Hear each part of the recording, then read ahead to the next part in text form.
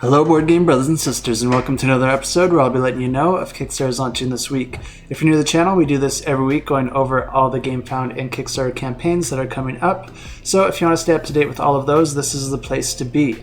I usually like to start these episodes by going over some new discoveries I just made in the past week, usually related to upcoming campaigns further into the future or new announcements, but there wasn't really anything super exciting that I just discovered, so we can skip over that in this episode. So let's get straight to the Kickstarters. And the first campaign we have launches on January 16th, and this one's called Temerity, and this plays 2 players and takes about 5 to 30 minutes to play. And this is a head-to-head strategy card game, but unlike a lot of those other head-to-head card games, you're not actually trying to defeat your opponent, you're just trying to string together enough combos and add enough multipliers to create the biggest attack possible. Whichever player is able to create the biggest attack before the cards run out wins the game. And the way that this game works is that each round players are going to be dealt 5 cards, and then on your turn you're going to be able to place 1 card face up in order to activate it, or instead you can place a card face down in order to save it for a future turn. Once you've chosen which of those 2 you want to do, you can also optionally reveal one of the face down cards that you've placed down in a previous turn.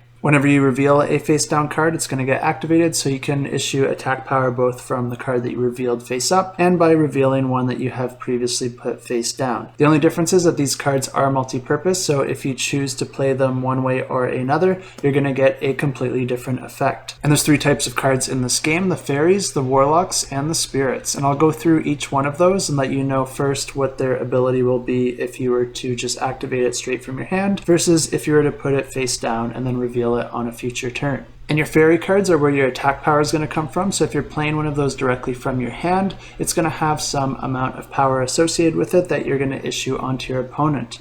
If you instead choose to put that card face down and reveal it later, you can actually use that instead to reflect an attack back at your opponent. And this can happen back and forth repeatedly, where you deflect an attack and it gets deflected back at you, and you'll have to handle that accordingly. The spirits don't have attack power of their own, but they do have multipliers, so if you're playing one directly from your hand, it's going to increase the attack power of your fairy cards. If you were to put one of these face down and reveal it later, you can actually use it to destroy face down cards of your opponent. And then finally there's the warlocks, and these actually allow you to steal spirit cards from your opponent, but if you're going to put it face down and then reveal it later, it's going to allow you to destroy face up cards of your opponents. And then play continues like this back and forth until the deck of cards has run out, and then the player that was able to issue the largest attack before the end of the game wins the game. And if you want to see more, I have links to all these campaigns in the description below. And then on the 18th we have Urto, and this plays 2 to 5 players and takes about 30 to 75 minutes to play.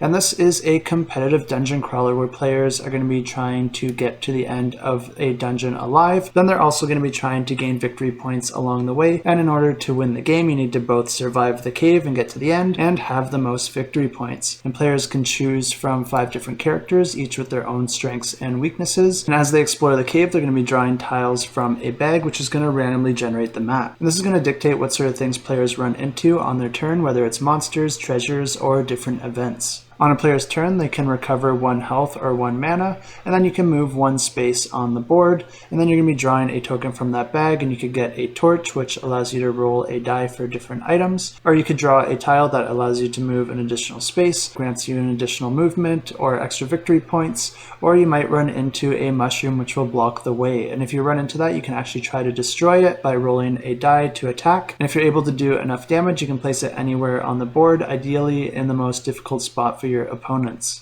And of course you'll be running into lots of monsters as well, which you can fight through dice rolling, and if you're able to defeat the monsters you'll get some special items and victory points. At the start or end of your turn, if you're on the same hex as an opponent player, you can also go into PvP battle, which is just a straight up back and forth dice rolling to see who comes out on top. Players also have the option to give up 2 health in order to make an additional movement, and then go through all those steps again, drawing from the bag and responding to whatever tile you pull out. And then whichever player is still alive and has the most victory points at the end of the game wins. Launching on the 18th, we also have Marvel Zombies, a Zombicide game, and this is going to play 1 to 6 players and takes about an hour to play, and this one's going to be our Discord pick of the week. And this is exactly what it sounds like. It's the Marvel Zombies story from the Marvel Universe, but then applied to the Zombicide game. But what's really exciting about this is that it isn't just a theme slapped on to the existing system. There's actually going to be quite a lot of changes to this, and a big factor to that is that this one's actually being designed in-house by CMON, and you can see on BGG with the previous Zombicide editions that they all had the same designers. Each one of them does play a little bit differently. They've done a really great job of that, but I am excited to get some different designers on there and iterate on the system and get some fresh ideas and see what they can do with the system. And historically, CMON's done an excellent job of integrating different IPs with different designs with a very thematic tie-in.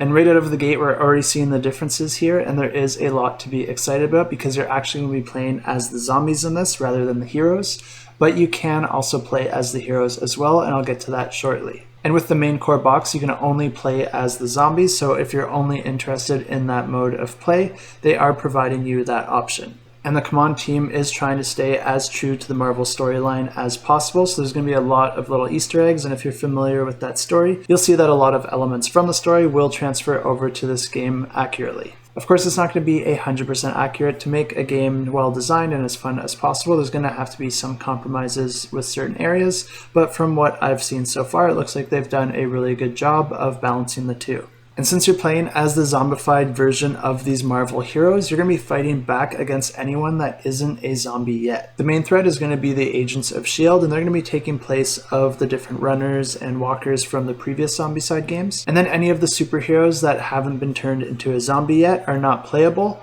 but instead they're going to be acting as the abominations in the game. So they're going to be the big threats that are swinging in to try and take you out. Of course, you wouldn't be a very good zombie if you didn't also have that insatiable need for flesh and brains, and you will be able to fulfill those needs in this game, and the way that you do that is by attacking different bystanders. Different bystanders are going to show up throughout the game, and they're going to be basically different characters that you would see in the Marvel Universe, but all those characters that don't really have any powers. And players will need to seek these characters out and devour them in order to keep their hunger in check. And the way that hunger works in this game is that you have a scale from 1 to 4, 4 being your ravenous state where you completely lose control, and your character is just automatically going to start moving towards whatever is closest to them in order to try and feast on their flesh. That can put you in a lot of danger, so normally you don't really want to get into a ravenous state. But hunger isn't all bad because we all know how tired and lazy we can get after a big meal. And it's exactly the same in this game. Players are going to have more power and aggression if they can keep their hunger up. So you do want to keep your hunger at a high level, but there's a little bit of a push your luck aspect here because if you get too hungry, you're going to get into that ravenous state, which is going to end up with your character having a bad time. And another really interesting change that they made with this version is that they got rid of that randomized power system and instead created power specific to each character. So if you're playing as Iron Man or the Wasp or Captain America, you're going to have special abilities that are specific to your character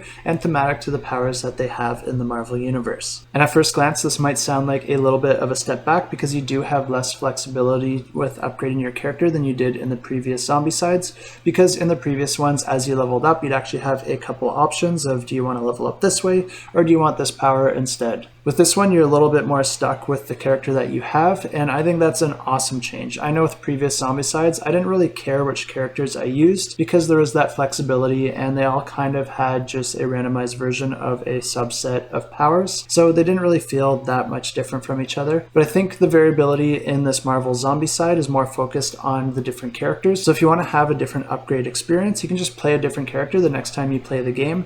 And one thing I know about CMON is that there's going to be a ton of different characters to choose from. And I think this little change here is going to do an excellent job of actually making all the characters feel different from each other. So I think this little change is actually a huge improvement. And also like that the card has everything you need to know about how the power works, so you don't have to go back and reference to the rulebook like you did with the previous Zombicides, because everything was kind of just a keyword because they tried to jam so much in a little space. And I guess I'll just go ahead and say it, but this is also my pick of the week as well. I really like all the design changes I'm seeing with this version of Zombicide, and I really like that they're staying true to the story. And I also just really love the fact that all these little geek culture niches are amalgamating into what this has become. I think CMON did take a little bit of a risk here, focusing on the zombie element of the Marvel Universe. That's something that's largely unexplored in mainstream media, and also gives us a little bit more of a mature theme, and also puts your heroes in a position that a lot of people might feel uncomfortable with who follow along with the Marvel Cinematic Universe, which for a lot of these newer Marvel fans has been the only exposure that they've had to the Marvel Universe. So I'm just really proud of CMON for going in this direction and for taking those risks, and I know that they get a lot of flack, but I really do think they're doing an excellent job here, and I'm going to give props where props are due. And there's one more huge detail that I haven't even mentioned yet, and if CMON gets this right, this might actually be my favorite game of all time. And this is going to put this game in history if they're able to do it, and I think this is going to be all of your picks of the week. And that big detail is that, wrong tab, is that Ash from Army of Darkness is actually canon to the Marvel Zombies story. So if CMON's trying to be as true to the Marvel story as possible, we might actually be able to pull out that chainsaw and boomstick. I'm serious, I really want this. And yada yada, there will be a giant Galactus miniature as well, and it's going to have an interchangeable head and arm to turn it from zombie and non-zombie form. And one question that I think a lot of you are going to have is, will there be both zombie and non-zombie versions of each of the Marvel superheroes? And the answer is no, with the exception of Galactus and Silver Surfer. For whatever story elements that they have associated with that expansion, those are going to be coming in both non-zombie and zombie versions. I don't want to spoil anything, but some aspects of that aren't exactly canon to the story, so CMON is making some executive decisions here. Of course, this is CMON, so there will be all sorts of stretch goals and add-ons added throughout the campaign, so I won't be surprised if they do end up adding both zombie and non-zombie versions of each character, but at least in the core box, that is not going to be offered. You also might be wondering, what about all the weapons and items that I picked up in my previous Zombicide games? Is Captain America going to go ahead and pick up a Molotov cocktail, or is the Hulk going to pick up a machine gun? Well, that one actually would make sense. But the answer is no, they've completely got rid of those items. They don't really tie in thematically, and it wouldn't really make sense. So they've done something a little bit different, and what they did instead is that you can get these different zombie traits. And it does work almost the same way. You're going to be spending an action to get these traits, and you can hold only 2, but you can swap them out throughout the game if you want to change it for something else that maybe is a little bit more strategic depending on the situation that you're in. So now you should have a pretty good idea of some of the changes that were made in this version of Zombicide and how it differs from some of the previous editions, and also why a lot of those changes were made. But now you're probably wondering, how do you play as the non-zombie superheroes fighting against the zombies like you would in a typical Zombicide game? And the answer to that is that you're actually going to be playing a completely separate standalone game that's also going to be released in this campaign, and that is the X-Men Resistance. So if you have no interest in playing as the zombified version of the Marvel heroes, but you do want to have that Zombicide superhero experience, this is a great option. And of course, this version is going to be playing a little bit differently. You're not going to have that hunger meter at all. Instead, it's replaced with a power meter. And it's not just a one-to-one swap. It actually does work a little bit differently. And once again, I want to give props to CMON here, because this isn't just a theme swap. They actually did change some of the core mechanisms. And while the hunger system was a little bit more focused on push your luck, this one's going to be a little bit more like resource management. Your power meter is still going to be a 1 to 4, just like the hunger meter, but your power is going to be recovering over time, but you can also use actions to try and power up as well. And then you're going to be able to spend those power points in order to activate special abilities of your character, which are going to be more epic and awesome the higher power level that you are. And another cool thing is that bystanders still do play a part in this game, but instead you're going to be trying to rescue them. And if you're unable to do that, the whole team is going to get some negative consequences with that. You are superheroes, so it's really not great for morale to see a citizen get eaten alive. And a really cool thematic way that they integrated the bystanders into the game is that when you draw that card to see which zombies are going to spawn in which locations, some of those locations might spawn zombies that are already chasing a bystander and have ran into the area that you occupy. And that's a really fun way to integrate the theme. And even though this X-Men Resistance is a standalone game, you can use it as an expansion to the Marvel Zombies version of it, and you also can use Marvel Zombies as an expansion to the X-Men Resistance. And what I mean by that is that you can use the superheroes from this version as abominations in the other version, and vice versa. So really great work here from CMON. I'm really impressed, and this really did exceed the expectations that I had for yet another Zombicide game. I think it's really awesome that they're making the minis multi-purpose so that you can share them across the game. I wish that was something that more companies would do. I really like to see multi-purpose miniatures, because inherently that means that there's less miniatures overall than if you decided to make everything individual. And then that's just less plastic in this world. And I know we're talking about a game that has a ton of plastic in it. It is what it is, but I do like to see every piece matter. And it also means more opportunities to use those miniatures and get them out on the table and see them more often, which is always something to be happy about. But I am super excited to see what they do with this campaign, and I really do hope that Ash makes an appearance. But if they don't, they did actually feature him in previous versions of Zombicide, so you can take solace in knowing that he does exist in the Zombicide universe somewhere. At the very least, I hope they include a player card for him, and if you're interested in that, make sure to spam the comment section on their Kickstarter page because they do tend to listen to their backers. Once again, you can go ahead and click to get notified if this one interests you, and I have links to this and all these campaigns in the description below. Also on the 18th, we have Skate Summer, and this is from Pandasaurus Games, and this plays 2 to 5 players and takes about 45 to 60 minutes to play. And this is a game where players are going to be playing as different skateboarders, and you're trying to score the most points by performing different tricks and combos, and then collecting gold tokens and visiting different locations.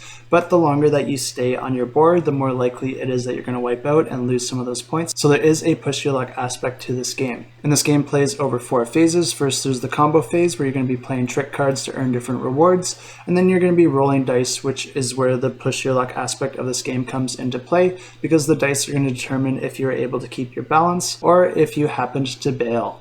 And then after that, there's the skills and points phase where you're going to be scoring points based on how the previous phase went. And then you're going to be improving your skills so you can perform even more awesome tricks on the following rounds. And then you're going to perform the move action, which is going to allow you to navigate the skate park and pick up different gear and achieve different goals to score additional victory points. And then in the final phase, you're going to be resetting your board and drawing cards back up to your hand size. And players visit those different locations on the main board, but then they're going to be performing their tricks and upgrading their characters on their own personal boards. The game ends once a certain amount of victory points has been reached, and the player with the most victory points after a final round wins the game. And now launching on January 20th, we have Total War Rome, and this plays 2 to 4 players and takes about 180 to 240 minutes to play. And this is a board game implementation of the video game with the same name. And this is going to integrate military strategy with area control and deck building, where your units are going to be represented by individual cards, and then a deck of those cards is going to represent an army. There's also going to be a technology tree where you can upgrade your army in different aspects of the land that you control, and the game also includes table talk and diplomacy. And players can control one of 4 different regions. There's Rome, Carthage, Greece, or Gallo-Germania. And the goal of this game is to be the first to reach 25 victory points. And players can gain victory points in a lot of different ways. The first one is through your economic power, so the amount of gold that you raise in the taxation phase can actually earn you victory points as well. And then also you can gain victory points through expanding your empire and conquering land for the first time, as well as through battle and attacking other players. And that can be both on land or at sea. You also gain victory points for advancing your faction and completing different developments, as well as invading enemy players' home territory.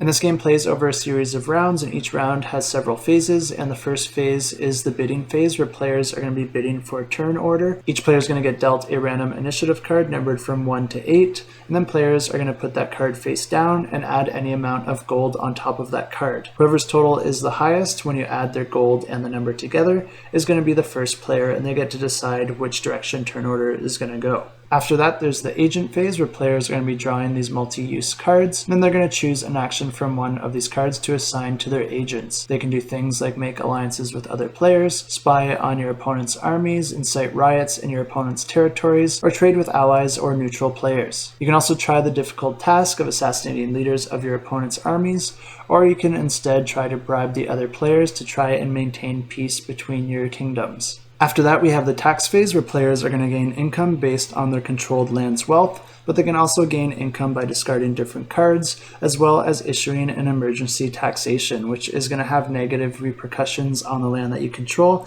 and you might end up with a few riots on your hand.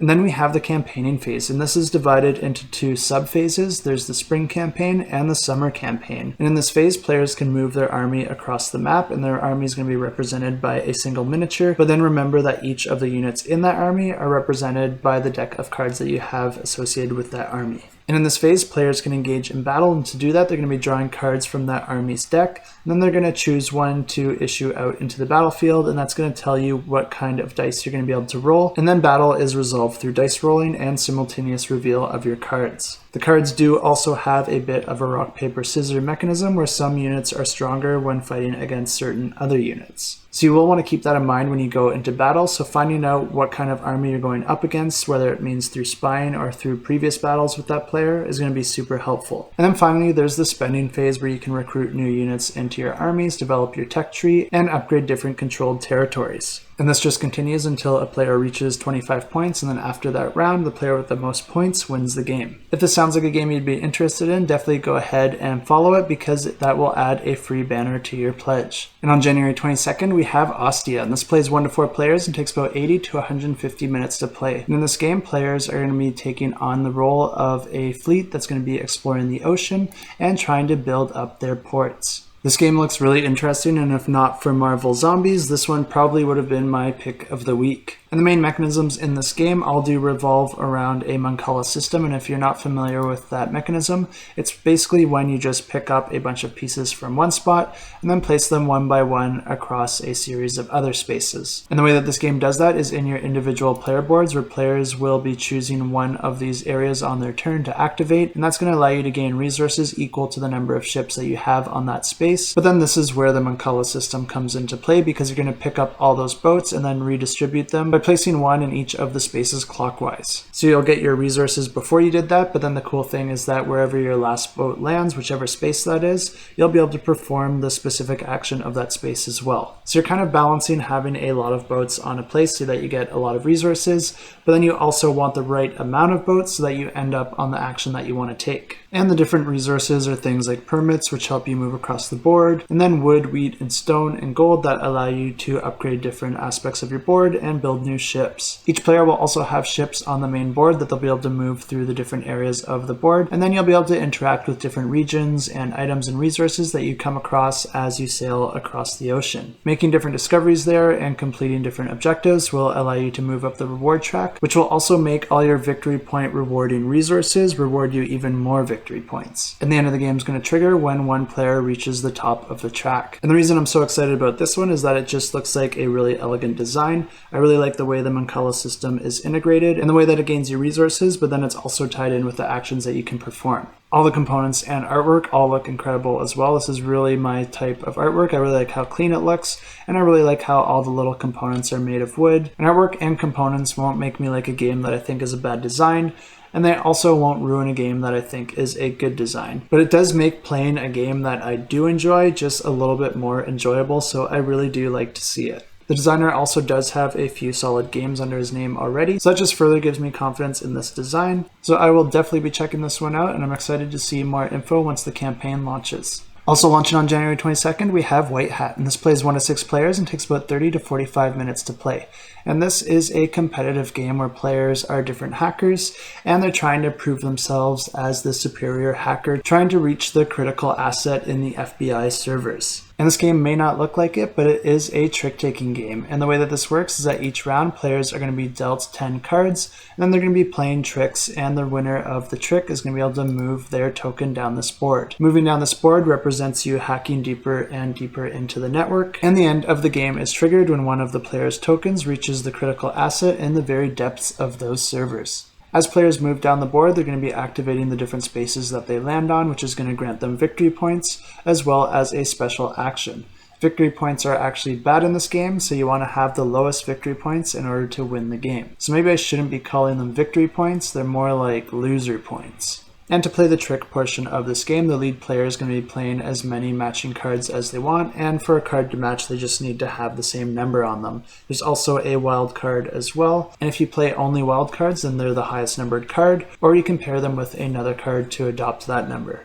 When the other players respond to that, they can put down a single card, or they can put down a set of cards matching the number of cards that the lead player put down. The winner of the trick is the player that has the same number of cards put out as the lead player, but also has the highest number. There's also a special white hat card that also acts as a wild, but if you play it, it reverses the way that you win, and you actually want to have the lowest numbered set of cards. This looks like a really fun game integrating trick-taking with a game board, and if you do want to see more, I highly recommend checking out this video. It does a really great job of explaining the entire game and all the different nuances in a really short time, and I think watching that will give you a really good idea if this game is for you. And of course, the player with the least loser points at the end of the game wins the game. And it's morning now. I occasionally do sleep, and it was getting pretty late, so I decided to take a little nap. I didn't actually sleep in this clothes, but I wanted to have a somewhat seamless transition. It made sense in my head.